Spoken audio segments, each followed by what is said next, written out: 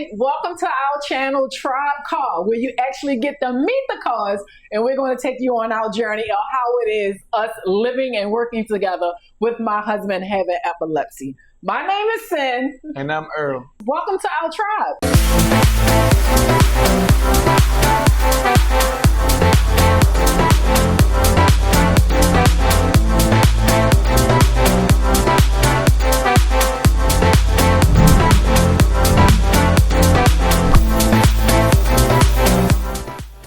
Babe, so who want to tell the story? You want to tell the story how we met, or I tell the story how we met? You can tell the story. I can tell the story. Okay, so you guys, we met back in 2011. Do not laugh. But we met in the bar. We met in the bar, and I actually did not want to have anything to do with him at the moment, that I met him. It was wasn't it a birthday party or something going on? I don't even remember. It was a birthday. You don't remember? No. You were supposed to remember. It was a birthday party going on. It was somebody's birthday party going on. And I remember they cut the cake. And you remember what you did when they I told you eat the cake, anime. He was like, eat the cake, anime. And I don't know why that piqued my interest. I don't know why it piqued my interest when he did that, but he was like, eat the cake, anime. And we started talking ever since. And I remember you walked me to my truck, and you was in Mia's car, and you stood up in the sunroof.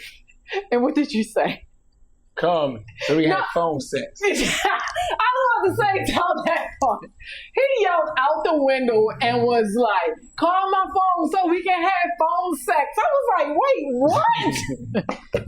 That was so corny. It was corny, but I couldn't believe he said that. I was drunk too. You was real drunk that night. Yeah, you was real drunk that night. But yeah, you guys, that's how we met. That was back in 2011. And here we are today, 2025.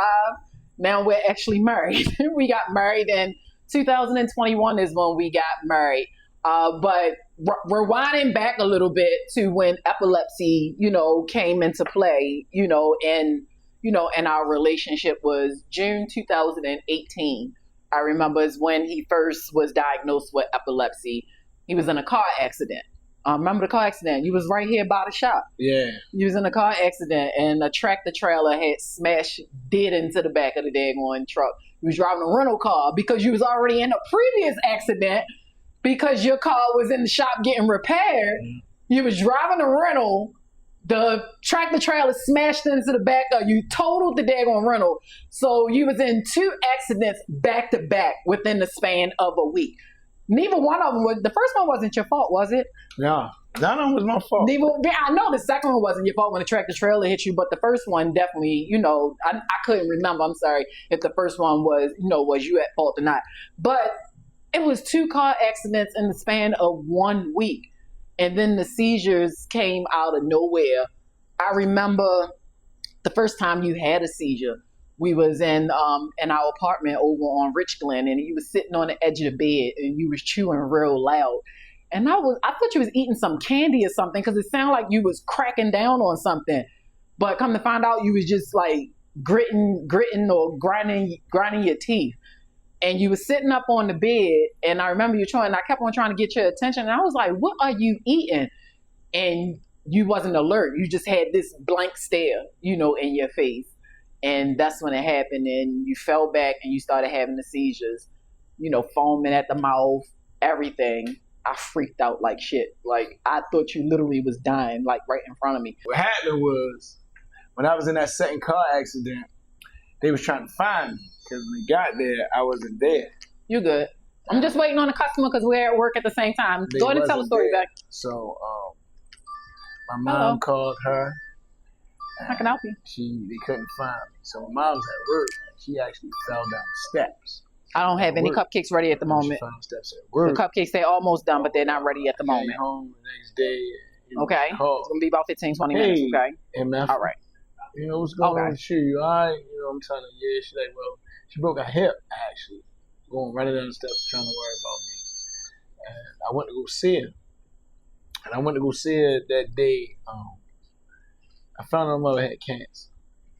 And all I could do is be numb. She asked me not to say anything anymore.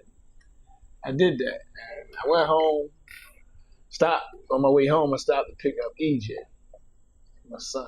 When I stopped to pick him up, and went home, took a nice little hot shower, and I sat on the bed because Sin came in the house. When she came in the house, she kept saying, "What are you chewing?" And I don't know after that. You said you don't know after that. Cause then that's when you get picked up on. Once I say that, I start chewing. That's when you say.